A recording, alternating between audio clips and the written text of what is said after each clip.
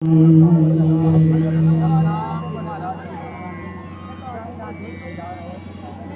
चंदन हम इरंड बापुरे, संग तुम्हारे वाता।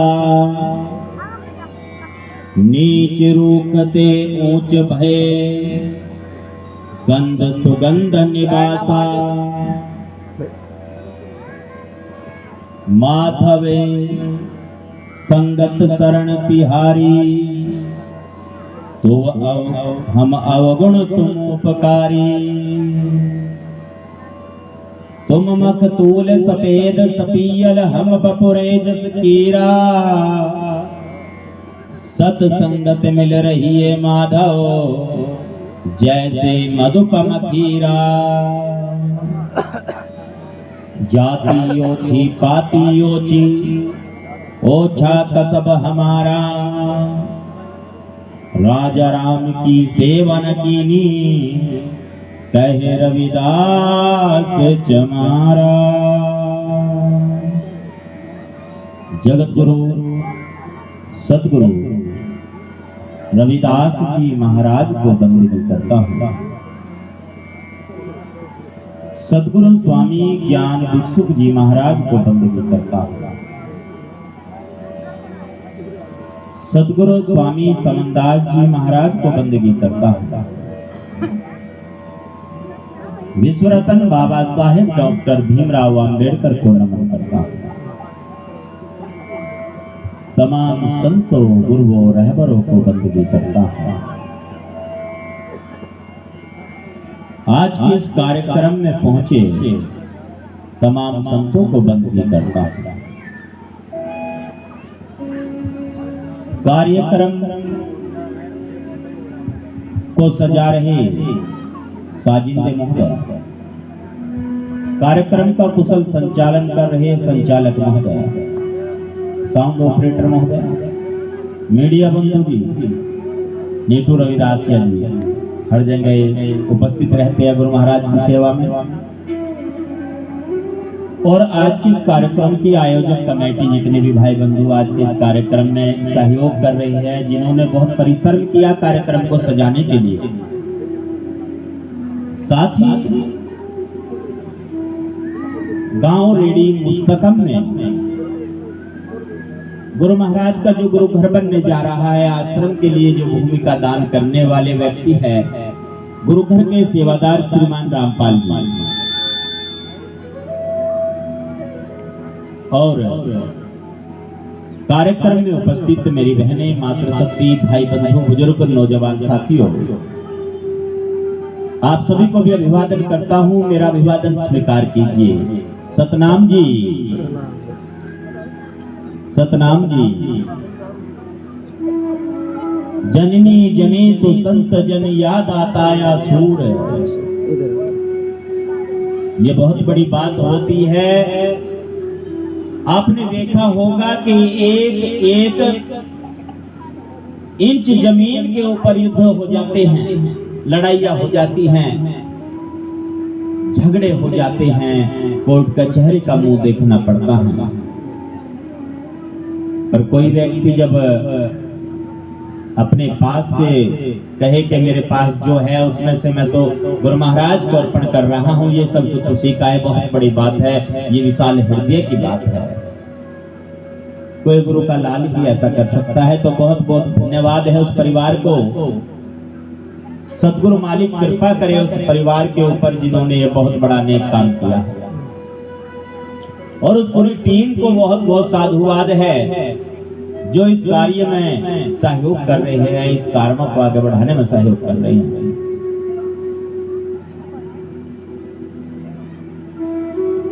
बार बार आवे न जन्म तेरा। अभी सतपाल जी हाजिरी लगा रहे थे गुरु दरबार में, ये जन्म बार बार नहीं मिलेगा,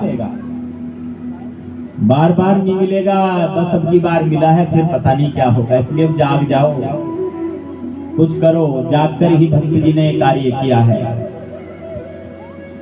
जागो रे जिन जागना, अब जागण की बार।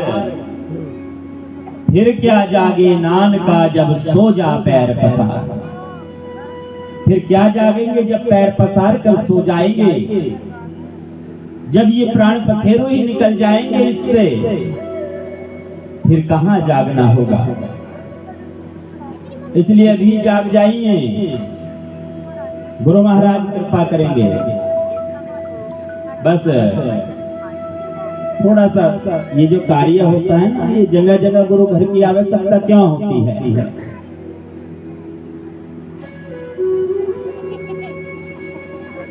ज्यादा दूर तो जाया नहीं जाता, फिर सोचते नजदीक काम हो जाए। पहले सामान खरीदने के लिए बाजार में जाते थे, अब मोबाइल निकाला नीतू जी ने और फटाफट ऑर्डर कर दिया। कुछ खाने के लिए भी मंगाना है, जोमेटो है, स्विगी है और भी कई सारे ऐसे ऐप है, तुरंत ऑर्डर किया, थोड़ी देर बाद डिलीवरी आ जाती है, घर पे वो वस्तु पहुंच जाती है। मोबाइल खरीदना है, कुछ कपड़ा खरीदना है, कुछ कोई भी सामान खरीदना है, होम डिलीवरी चल रही है। घर से हम बाहर नहीं निकलना चाहते, हमें सभी वस्तुएं घर में चाहिए, अपने आसपास चाहिए, अपने नजदीक चाहिए। इसलिए ये भी आवश्यक हो गया। आश्रम सत्संग आपके नजदीक होगा तो आप तो सुन ही रहे हैं, पर जो आपके नजदीकी है, आपके गांव वाले हैं, आपके परिवार वाले, सब दूसरी जगह नहीं जा सकते आपके साथ। जब आपके घर पे, आपके गांव में सत्संग लगेगी तो सत्संग वो भी सुनेंगे, उनको भी लाभ मिलेगा। दो चीजें होती है ना, एक तो अंदर वाली है, एक बाहर वाली है। अंदर की जो वस्तु है, अंदर जो बोल रहा है, उसे कल्याण की आवश्यकता है और सत्संग से कल्याण होता है। और ये बाहर वाला है, इसे चाहिए उन्नति और विकास होता है शिक्षा से। ये दोनों आवश्यक है बंधुओं। और शिक्षा भी कैसी, संस्कार वाली शिक्षा। जब हमारे गुरुवर होंगे जगह जगह तो वहां संस्कार भी तो बटेंगे। गुरुओं की वाणी होगी, संतों का आना जाना होगा वहां, तो फिर संस्कार भी तो बच्चों को दी जाएंगे। बहुत बड़ा कार्य है ये। तुम चंदन हम इरंड बापुरे संग तुम्हारे वासा। सदगुरु रविदास जी महाराज अमृतवाणी में फरमाते हैं, 40 वाणियों में से एक वाणी है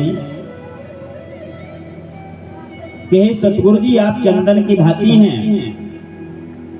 और चंदन का क्या गुण होता है? पहला गुण है शीतलता प्रदान करता है चंदन। ठीक इसी प्रकार संत और गुरु भी वो शांति देते हैं, शीतलता देते हैं, धैर्य देते हैं। उनके वचनों से ठंडक पहुंचती है हृदय में, उनकी वाणी को सुनकर। एक और खास बात है कि चंदन हर जगह नहीं मिलता है। चंदन का जो वृक्ष है हर जगह नहीं मिलता है, कहीं कहीं उगता है। मलयागिरी पर ज्यादातर कहते हैं। संतों का भी यही हाल है। संत जो ढूंढन में चला, संत ना मिलिया एक, लाखों में तो है नहीं, कोटि मध्य देख, करोड़ों में मिलेगा। ये कहते हैं ना, महापुरुषों का ही फरमान है। एक और गुण कहते, चंदन के वृक्ष पर सांप लिपटे रहते हैं, सांप आते हैं। चंदन विश्वव्यापता नहीं लिपटे रहते भुजंग। संत तो अपने जैसा कर लेते हैं। सत्संग में सभी तरह के लोग आते हैं, जिनके अंदर नाना प्रकार के विकार होते हैं, अलग अलग तरह के। पिछली बार सोशल मीडिया पर एक विचार चल रहा था कि उसको क्यों बुलाया, महात्मा को इसको क्यों बुलाया है, ये आना नहीं चाहिए, वो आना नहीं चाहिए। एक ही तो दरबार ऐसा है जहां सब आ सकते हैं, जहां सबको आने की इजाजत है। एक ही तो दरबार है गुरु घर, परमात्मा का घर। जब सारे दरवाजे बंद हो जाते हैं तब भी इसका दरवाजा बंद नहीं होता, इसका दरवाजा तब भी खुला रहता है। चंदन तो उन विषैले सर्पों को भी अपने पास बुला लेता है, वो प्रभावित नहीं होता। संत भी ठीक इसी प्रकार से जो अवगुणों से व्याप्त मनुष्य हैं, अपने निकट आने से मना नहीं करते, उनके उस अवगुण को, उन दुर्व्यसनों को दूर करते हैं। तुम चंदन हम एरंड बापुरे। चंदन का एक छोटा सा टुकड़ा बहुत महंगा बिकता है, बहुत बहुमूल्य होता है। और खुशबू चाहे उसको चंदन चूर चूर कर डालो तजता नहीं महका। यानी जो उसका प्राकृतिक गुण है उसे वो नहीं छोड़ता। ऐसे ही संत भी होते हैं जो उनका स्वभाव है, जो गुण है शीतलता का, शांति का, प्रेम का, त्याग का, वो उसे नहीं छोड़ते हैं। हे सतगुरु जी, आप तो चंदन की भांति हैं और हम एरंड की भांति हैं। एरंड का पेड़ आपने देखा होगा, पूड़ियों के आसपास खड़ा हो जाता है, जहां तक मर्जी उग जाता है। और उपयोग होता है क्या उसका? कुछ लकड़ियां जलाने के काम नहीं आती, भाई उससे कुछ खाना बना लेंगे। अगर लड़ाई हो जाए ना तो व्यक्ति में एरंड की लकड़ी तोड़ के सोचे लड़ाई में काम ले लूंगा, वहां भी नहीं आएगी काम को, छाया भी नहीं मिलती उसकी। ऐसे अनुपयोगी वृक्ष को भी आपने उपयोगी बना दिया जब वो आपका संग किया उसने। तुम चंदन हम एरंड बापुरे कहते हैं बेचारे को। बेचारा मतलब जिसका कोई चारा ना हो, कि हम तो बेचारे एरंड है, हमारा कोई अस्तित्व नहीं है। बस आपकी कृपा से, आपका संग मिलने की वजह से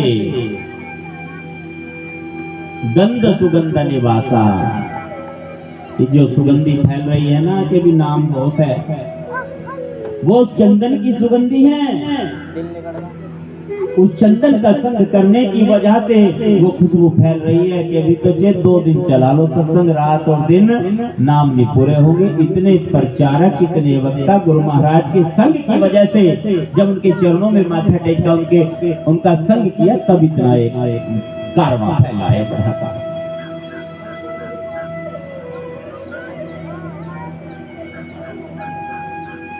माधवे संगत शरण तिहारी, हम अवगुण तुम उपकारी। है सतगुरु जी, माधवे मतलब जिनकी वाणी शहद से भी मीठी हो, उनको कहते हैं माधवे और माधव। ये सारी संगत आपकी शरण में है, और ये तो हम तो अवगुण करने वाले हैं, आप उपकारी है, परोपकारी है, आप बख्शनहार है, आप कृपा करने वाले हैं। सभी के गुनाहों को बख्शते हुए सत्य का मार्ग दर्शाइए मेरे मालिक। तुम मखतूल सफेद सपीयल, हम बपुरे जसमीरा। तुम मखतूल, मखतूल कहते हैं रेशम को, सफेद सफेद रंग की, सपीयल पीले रंग की। तुम मखतूल सफेद सपीयल, हम बपुरे जसकीरा, हम तो बेचारे कीड़े की तरह है। आपके सामने हमारा वजूद नहीं है कुछ भी। सत्संगत मिल रही है माधव, जैसे मधुप मखीरा। सतगुरु रविदास जी महाराज फरमाते हैं कि संगत के साथ ऐसे मिलकर के रहो, आदेश कर रहे हैं। जैसे मधुप मखीरा, जैसे शहद की मक्खी होती है, जैसे मधुमक्खियां होती है। शहद की मक्खी कैसी है? संगठन की बात की है यहाँ गुरु महाराज ने। कंकड़ मारी ना, पत्थर मारा कोई तो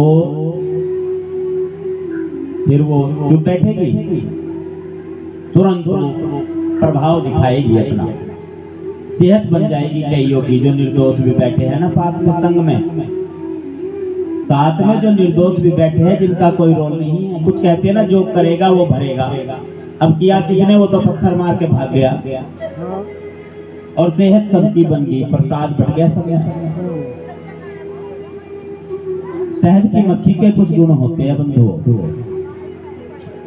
पहला गुण होता है कि वो फूलों से रस लेकर के उससे शहद तैयार करती है, यानी परिश्रम करती है वो। दूसरा गुण होता है उस शहद का संरक्षण करती है, अपने लिए नहीं किसी अन्य के लिए, परोपकार की भावना से। एक गुण होता है शहद की मक्खी का कि वो रानी मक्खी को फॉलो करती है, नेतृत्व का गुण। एक रानी मक्खी होती है और सब उसके बताए के अनुसार कार्य करते हैं। जो शहद की मक्खी का छत्ता होता है उसमें रानी मक्खी होती है, सिपाही अलग होते हैं, वर्कर अलग होते हैं, बच्चों का पालन पोषण करने वाली मक्खियां अलग होती हैं, सबको अलग अलग काम सौंपे हुए होते हैं, तब जाकर के वो एक छत्ता बनता है। गुरु महाराज कहते हैं कि बेटा ठीक इसी प्रकार से आपने काम करना है, अपने काम को बांट करके योग्यता के अनुसार काम को बांटो, जिसकी जैसी योग्यता है उसको वैसा कार्य सौंपो और फिर एक समता मूलक समाज की स्थापना करो, बेगमपुरा की स्थापना करो। बेगमपुरा की स्थापना तभी हो पाएगी। तुम मकतूल सफेद सपीयल हम बपुरे जसबीरा, सत्संगत मिल रही है माधव जैसे मधुप मखीरा। जाति ओछा पाती ओछा ओछा कसब हमारा, राजा राम की सेवा न कीनी कहे रविदास चमारा। कि मेरी तो जाति भी ओछी कही जाती है और पाती भी ओछी कही जाती है। जात जात में जात है जो केलन में पात, रविदास मानुष ना जुड़ सके जो लो जात तुझा। कि जाति जातियों में से भी जातियां है, जैसे केले की पत्ती फटती रहती है वो, और जब तक कुजात लोग हैं जो जाति का जहर घोल रहे हैं तब तक मनुष्य एक जगह नहीं जुड़ सकते। मेरी जाति और पाति यानी जो उपजाति है उसे भी लोग कहते हैं कि छोटी जाति वाले। ओछा कसब हमारा, कसब कहते धंधे को, काम को, कि मेरा जो कार्य है उसे भी छोटा कहते हैं, तो जूता बनाते हैं। राजा राम की सेवा न कीनी कहे रविदास चमार। सतगुरु रविदास जी महाराज फरमाते हैं कि मैं रविदास चमार इस बात की घोषणा करता हूँ कि मेरा राम सर्वव्यापी राम है, मैं किसी राजा का नौकर नहीं हूँ। गुरु प्यारी साध संगत जी कितनी गहरी बात कही है सतगुरु मालिक ने। और आज सतगुरु स्वामी समनदास जी महाराज ने हमें ये सारी चीजें बख्शी है, जो गुरु रविदास जी महाराज का ज्ञान कराया, उनके सत्संग सुमरन और सेवा जो बताई है वो सतगुरु स्वामी समनदास जी महाराज ने बताई है। कार्यक्रम और समय को ध्यान में रखते हुए मैं 2 मिनट में अपनी बात पूरी करूंगा। आप लोग बड़े प्रेम के साथ इस कार्य को चलाइए, जो आश्रम की स्थापना यहाँ पर हो रही है, और हम भी अपनी ओर से पूरा प्रयास करेंगे। हर प्रकार का सहयोग आपका होगा, आश्रम की ओर से, गुरुगद्दी उनकी ओर से, समाज की ओर से, सभी सामाजिक लोग, सभी धार्मिक लोग जो गुरु महाराज के शिष्य सेवक श्रद्धालु भक्तगण हैं वो आपके साथ में हैं। और एक निमंत्रण भी आपके लिए लेकर के आया हूँ, भाई निमंत्रण स्वीकार करेंगे हाथ उठा करके। 27 अक्टूबर की रात्रि में गुरुगद्दी ऊन में भव्य सत्संग कार्यक्रम होने जा रहा है। पहुंचना है, आपने पहुंचोगे क्या? आना है जी, बहुत बहुत स्वागत है आप सभी का। गुरु ज्ञान भिक्षुक जी महाराज की 172वीं जन्म जयंती के उपलक्ष्य में कार्यक्रम होगा, आप सबका स्वागत है। और महात्मा राजकुमार दास जी जो यहाँ सेवारत हैं, जिनका बहुत बहुत सहयोग रहा है कार्य को बढ़ाने के लिए, ये महात्मा जी बहुत ही गुरु महाराज को समर्पित है। बहुत बहुत धन्यवाद है आपका। मैं आपको आश्वासन देता हूँ, रामपाल जी को भी आश्वासन देता हूँ, पूरी कमेटी को आश्वासन देता हूँ, आप गुरु महाराज के प्रचार प्रसार को बढ़ाइए जी। और हर महीने की कमेटी की ओर से भाई ये डिसाइड हुआ, दिन में जी, रात में, दिन में हर महीने की 14 तारीख को दिन में यहाँ पे आश्रम पर सत्संग का आयोजन किया जाएगा, ये भी सूचना आपको दी जा रही है। तो बहुत बहुत आभार है आप सभी का। और इन्हीं शब्दों के साथ मैं रजा चाहता हूँ, कार्यक्रम को आप जारी रखिएगा जैसे भी आपने करना है। मेरे पास अभी 3-4 कार्यक्रम और है और वो अलग अलग डायरेक्शन में है, अलग अलग जगह की लोकेशन है उनकी, मुझे वहाँ भी पहुँचना है, अपना समय देना है। बहुत बहुत धन्यवाद जी आप सबका। जय गुरु रविदास जी महाराज, जय गुरु ज्ञान भिक्षुक जी महाराज, जय गुरु समनदास जी महाराज। सतनाम सतनाम सतनाम जी। धन्यवाद जी।